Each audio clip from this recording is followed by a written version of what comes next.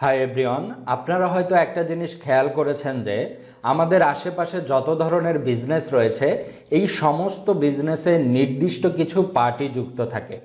এই নির্দিষ্ট পার্টির কিছু নির্দিষ্ট রোল থাকে ওই বিজনেসে।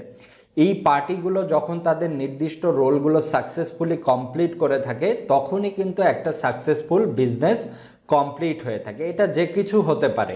কেউ হয়তো একটা প্রোডাক্ট কিনছেন, কেউ হয়তো বিক্রি করছেন, কেউ হয়তো ফাইন্যান্স দিচ্ছেন, কেউ হয়তো ডেলিভারি করছেন।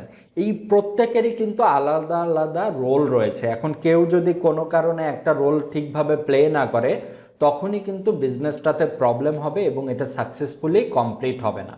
এই জিনিসটা আমি আপনাদেরকে আরও সহজ করে বুঝিয়ে দেই, তাহলে আপনারা ক্লিয়ার হবেন যে এই বিজনেসের সাথে এই পার্টিগুলোর আসলে কি কি সম্পর্ক থাকে। ধরে নিন আপনার একটা ব্যবসা প্রতিষ্ঠান রয়েছে, যেটা কোথায়? রংপুরে। আপনি ওই ব্যবসা প্রতিষ্ঠানে কি করেন? আপনি বিভিন্ন ধরনের স্টেশনারি আইটেম সেল করেন। হতে পারে আপনি বেগম রোকেয়া ইউনিভার্সিটির আশেপাশে কোথাও আপনার এই ব্যবসা প্রতিষ্ঠানটা রয়েছে, অথবা কোনো কলেজ বা স্কুলের সামনে আপনার এই ব্যবসা প্রতিষ্ঠানটা রয়েছে। এটা যে কোনো জায়গায় হতে পারে, জাস্ট অ্যান এক্সাম্পল। এখন এই যে আপনি আপনার ব্যবসা প্রতিষ্ঠান বা দোকানে যে স্টেশনারি আইটেমগুলো সেল করেন, এগুলো তো আপনি নিজে প্রোডাকশন করেন না বা নিজে তৈরি করেন না। আপনি কি করেন? আপনি কোনো একটা পাইকারি মার্কেট থেকে প্রোডাক্টগুলো কিনে আনেন, কিনে এনে পরবর্তীতে এখানে আপনি সেল করেন। ধরে নেন আপনি এই সমস্ত প্রোডাক্টগুলো ঢাকার কোনো একটা পাইকারি মার্কেট থেকে কিনে নিয়ে আসেন এবং পরবর্তীতে এখানে সেল করেন। সেটা যে কোনো জায়গা হতে পারে, Gulistan, Chawkbazar, what ever it is. আপনি একটা পাইকারি মার্কেটে যান, যাওয়ার পরে সেখানে আপনার প্রোডাক্ট আপনি বাছাই করেন। বাছাই করার পরে আপনি কোনো একজন বিক্রেতাকে আপনি অর্ডারটা প্লেস করেন, মানে যিনি পাইকারি প্রোডাক্ট বিক্রি করছেন তার কাছে আপনি অর্ডার প্লেস করেন। সে কি করে? আপনার প্রোডাক্টগুলো রেডি করে আপনার হাতে তুলে দেয়। কখন তুলে দেয়? যখন আপনি তাকে টাকা পরিশোধ করেন বা তার যে মূল্য রয়েছে সেটা পরিশোধ করেন। এখন এই যে মূল্য পরিশোধ, এই মূল্য পরিশোধ আপনি কিভাবে করছেন? আপনার টাকার অঙ্ক যদি বেশি হয় আপনি হয়তো বা ব্যাংকে ট্রান্সফার করছেন, অথবা আপনি ব্যাংকের চেক দিচ্ছেন, অথবা আপনি বিকাশ, নগদ বা হোয়াট এভার ইট ইজ আরও যা যা মাধ্যম রয়েছে আপনি সেগুলো ইউজ করে হয়তো বা আপনি তাকে পে করছেন। এখন এই যে আপনি একটা চ্যানেল ইউজ করলেন, আপনি একজনের কাছে থেকে প্রোডাক্ট কিনলেন, আপনি টাকা পরিশোধ করার জন্য একটা চ্যানেল ইউজ করলেন, এই সবাই কিন্তু এক একটা পার্টি। একজন বিক্রেতা যদি আপনার কাছে প্রোডাক্ট সেল না করে, পাইকারি বিক্রেতা, আপনি কিন্তু সেগুলো নিয়ে এসে সেল করতে পারবেন না। আবার আপনি যদি তাকে পেমেন্ট না করতে পারেন, সিমিলারলি সে কিন্তু আপনাকে প্রোডাক্ট দিবে না। এরপরে আসি, আপনি প্রোডাক্ট কিনলেন, কেনার পরে এই প্রোডাক্টগুলো তো আপনার ঢাকা থেকে রংপুরে হেঁটে হেঁটে যাবে না, আপনার এগুলো নিয়ে যাওয়ার ব্যবস্থা করতে হবে।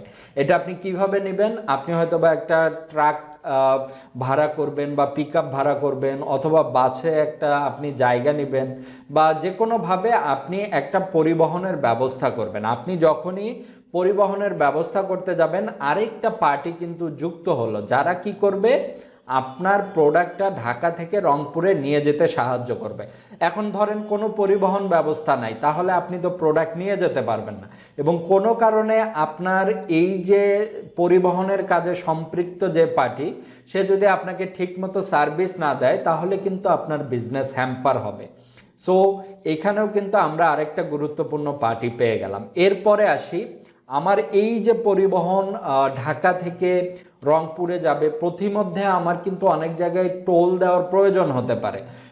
সেটা হতে পারে যমুনা সেতু বা আদার্স যে কোনো জায়গায় আমার যে টোলগুলোর প্রয়োজন পড়ে, এই টোলগুলো কিন্তু দেওয়ার পরেই আমি কিন্তু আমার প্রোডাক্টগুলো নিয়ে পাস করতে পারবো। যেটা হয়তো আপনার হয়ে পরিবহন যারা কাজ করছে তারা করছেন, কিন্তু আলটিমেটলি পে কিন্তু আপনারই করতে হবে। সো এখানেও কিন্তু আরেকটা পার্টি যুক্ত হয়ে গেল। কোনো কারণে তারা যদি আপনার প্রোডাক্ট আটকে দেয় তাহলে কিন্তু, বা আপনার ট্রাকটাকে আটকে দিল, তাহলে কিন্তু আপনার প্রোডাক্ট আপনার গন্তব্যে পৌঁছালো না। সো এই যে শুরু থেকে শেষ পর্যন্ত আপনি নিজে একজন কি ক্রেতা, আপনার একটা প্রোডাক্ট দরকার, সেটা আপনি কোত্থেকে কিনছেন? ঢাকার কোনো একটা পাইকারি মার্কেটের বিক্রেতার কাছে থেকে কিনছেন। এরপরে আপনি তাকে কি করলেন? পেমেন্ট করলেন কিসের মাধ্যমে? ব্যাংকের মাধ্যমে। আপনি পেমেন্ট করার পরে প্রোডাক্টটা পরিবহন করতেছেন কিসে, কোনো একটা পিকআপ বা আদার্স যে কোনো ভেহিকলে আপনি এটা পরিবহনের কাজ করছেন। এরপরে প্রতিমধ্যে আরও কোনো কিছু কাজ করা লাগতে পারে। সো এই যে প্রতিটা পার্টি রয়েছে এরা কিন্তু আলাদা আলাদা একটা রোল প্লে করছে। এখন কোনো কারণে কেউ যদি তাদের রোলটা না প্লে করে বা লেট করে বা কোনো কারণে আপনাকে দেরি করতে হয়, তাহলে কিন্তু আলটিমেটলি আপনার বিজনেসে প্রবলেম হবে। এবং সবাই যখন আপনার এই সুন্দরভাবে তাদের রোলগুলো প্লে করবে, আপনার বিজনেসটাও কিন্তু সাকসেসফুলভাবে গড়ে উঠবে। সো এত কথা আর বলবো না, আমি জাস্ট এক্সাম্পলের স্বার্থে আপনাদেরকে সহজ করে বোঝানোর স্বার্থে আমি লোকাল একটা এক্সাম্পল দিলাম। এবার আসি ইম্পোর্ট বিজনেসের ক্ষেত্রে। আপনি সিমিলারলি ইম্পোর্ট বিজনেসের কথা যদি বলি, এই বিজনেসেও নির্দিষ্ট কিছু পার্টি থাকে। আমরা যখন ইম্পোর্ট বিজনেসের একটা আইডিয়া আপনাকে দিয়েছি তখন কিন্তু আপনি জেনেছেন যে এখানে আসলে কি কি কাজ রয়েছে। প্রথমে একজন ইম্পোর্টার রয়েছে, তিনি কি করে থাকেন, তার একটা প্রোডাক্টের প্রয়োজন, সেই অনুযায়ী সে প্রোডাক্টের সোর্স করে কাকে, একজন সাপ্লায়ার খুঁজে বের করে। সাপ্লায়ার খুঁজে বের করার পরে তার সাথে কমিউনিকেট করে, নেগোশিয়েট করে, তার সাথে একটা সেলস কন্ট্রাক্ট করার পরে কি করে, তাকে একটা পেমেন্ট দেয়। সে পেমেন্টটা কিসের মাধ্যমে দেয়, ব্যাংকের মাধ্যমে দেয়। এটা কিন্তু অলরেডি আমরা বলেছি যে এলসি, টিটি বা ক্যাডের মাধ্যমে ব্যাংক পেমেন্ট করে। এগুলো কি আমরা ইন ডিটেইলে আরও সামনে জানবো, তখন আপনারা আরও ক্লিয়ার হবেন। সো ব্যাংকের মাধ্যমে পেমেন্ট করলো। এখন এই যে প্রোডাক্টটা কেনা হয়ে গেল, আমি হয়তো প্রোডাক্টটা চায়নাতে কিনেছি, এখন চায়না থেকে তো বাংলাদেশে প্রোডাক্টটা নিয়ে আসতে হবে। এটা আমি কিভাবে আনবো, এটা তো আমি নিজে নিজে পারবো না। আমার কার সহযোগিতা নিতে হবে, একজন শিপিং এজেন্ট বা ফ্রেইট ফরওয়ার্ডারের সহযোগিতা নিতে হবে। তারা কি করবে, আমাদের যে কেনা প্রোডাক্টটা তারা বাংলাদেশে নিয়ে আসতে সহযোগিতা করবে।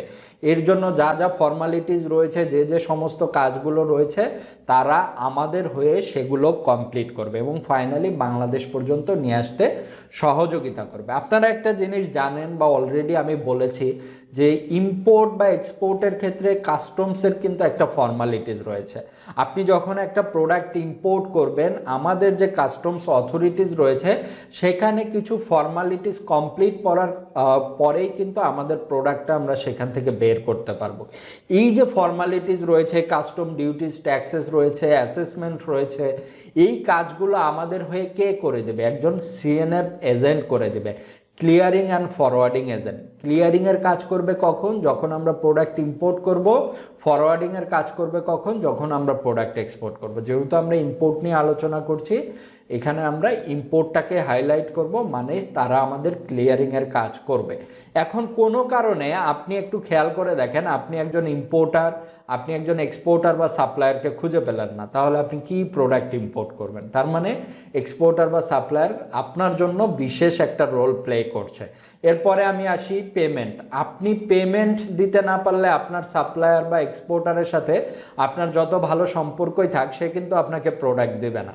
সো ব্যাংকের মাধ্যমে আপনার কিন্তু পেমেন্ট করতে হবে। সো ব্যাংক কিন্তু একটা গুরুত্বপূর্ণ চ্যানেল। এরপরে আসি শিপিং এজেন্ট। আপনি প্রোডাক্ট কিনলেন, প্রোডাক্ট কিনে যদি দেশে না নিয়ে আসতে পারেন, তাহলে আপনি যে পেমেন্ট করলেন ওই পেমেন্টের কোনো ভ্যালু থাকলো না। তার মানে শিপিং এজেন্টও আপনার জন্য খুবই গুরুত্বপূর্ণ বিষয়। এরপরে আসি সিএনএফ এজেন্ট, যারা প্রোডাক্ট ক্লিয়ারিং করবে। আপনার প্রোডাক্ট ক্লিয়ারিংয়ের জন্য যদি আপনি সিএনএফ এজেন্ট না পান বা তারা যদি আপনার এই কাজটা না করে, তাহলে আলটিমেটলি কিন্তু আপনার প্রোডাক্টটা ক্লিয়ার হবে না। সো আশা করি বুঝতে পেরেছেন। আমি একদম ডিটেল করে বললাম, অনেকের কাছে বোরিং লাগতে পারে, কিন্তু আপনারা যেন সহজে বুঝতে পারেন যে এই পার্টিগুলো আসলে কেন দরকার, কেন আপনাদের প্রত্যেকের সঙ্গে কাজ করা উচিত এবং প্রত্যেকের সাথে কেন সুসম্পর্ক বজায় রাখা উচিত, এই বিষয়গুলো আপনাদেরকে বোঝানোর চেষ্টা করলাম। পরবর্তী লেসন থেকে আমরা প্রতিটা পার্টি সম্পর্কে ইন্ডিভিজুয়ালি জানার চেষ্টা করব, তাদের রোল সম্পর্কে জানার চেষ্টা করব। আপনি একজন ইম্পোর্টার হিসেবে আপনি বাকি পার্টিগুলোর সাথে কিভাবে কাজ করবেন, আপনার রোলটা কি, তারা কিভাবে কাজ করে, এই সব কিছু ইন ডিটেলসে আলোচনা করব। সো আশা করি আপনারা বোর হচ্ছেন না। আপনারা যত বেশি জানবেন তত ক্লিয়ার হবেন। আর একটা বিষয় আমি আগেই বলেছি, import business all about knowledge. আপনি যত বেশি নলেজ গ্যাদার করবেন, আপনার জন্য এই জার্নিটা ততটাই সহজ হবে। সো সবাই ভালো থাকুন, সুস্থ থাকুন। আল্লাহ হাফেজ।